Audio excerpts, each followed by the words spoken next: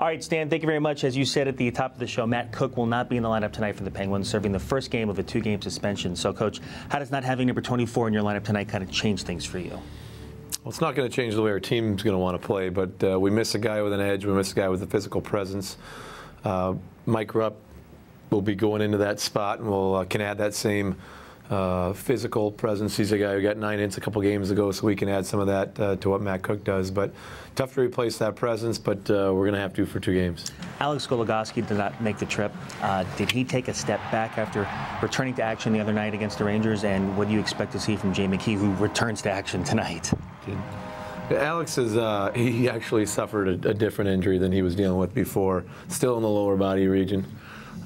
So he didn't take a step back in terms of the injury he had. We're obviously going to miss him tonight. We get Jay McKee back. We get the veteran presence, defensive defenseman, a PK guy.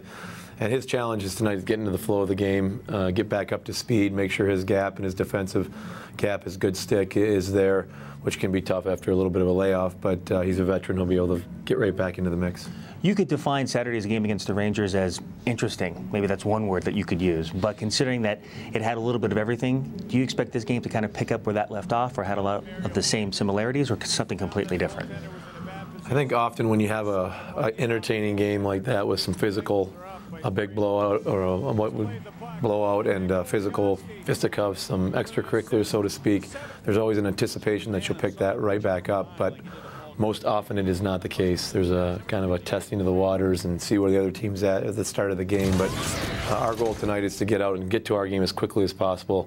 We're going to try to dictate the game, not by physical presence, but by playing our game and putting them back on our heels and see if we can't do that in the first 10 minutes. All right, Dan, best of luck. Thank you. Stan, do not adjust your TV screen. You are seeing lots of stripes, and we'll see you at 7 o'clock for the Pens and the Rangers.